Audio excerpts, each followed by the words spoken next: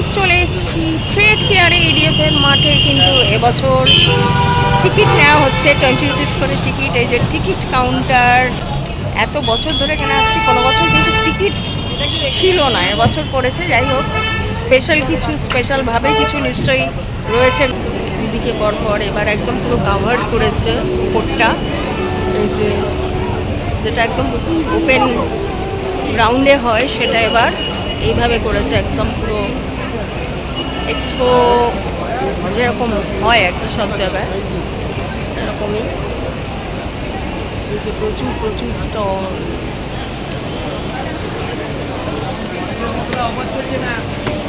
By one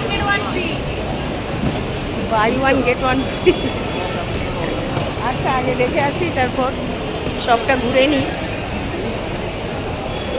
jewelleries, sari, কোনো কিছুই বাদ নেই, সব আছে।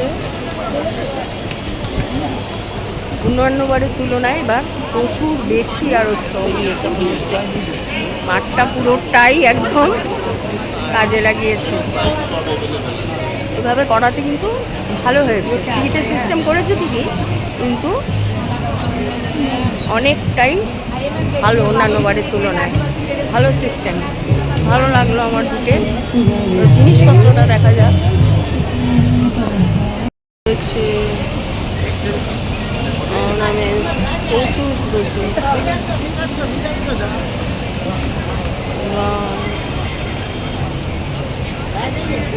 এগুলো প্রাইস কি আছে? এগুলো জয়পুরের না? জয়পুর সিঙ্গেল।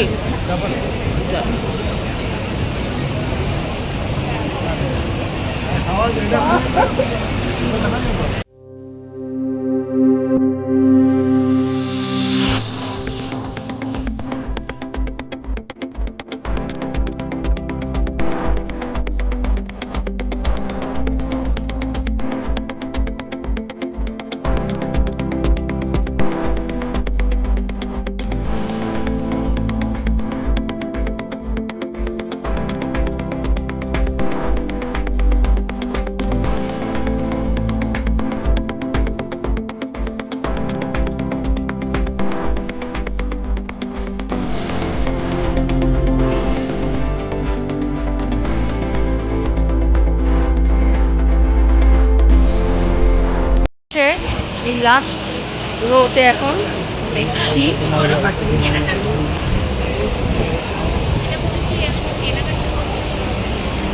দুপুরবেলা বলে অতটা ভিড় নেই।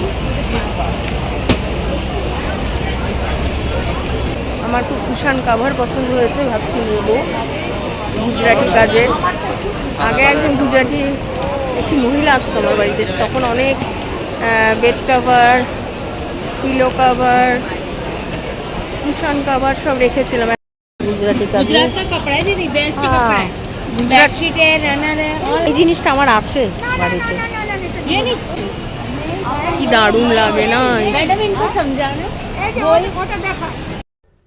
মেলা থেকে ফেরার পথে বাবা লোকনাথ মন্দিরে একটু এলাম, পোদ্দারনগরে।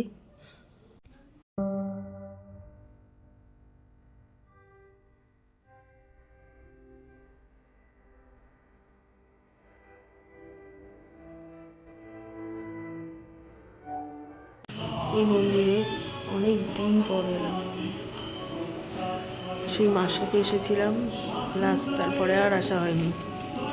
খুব মনে পড়ে, এখানে খুব আসতে চাইতো, আসতাম।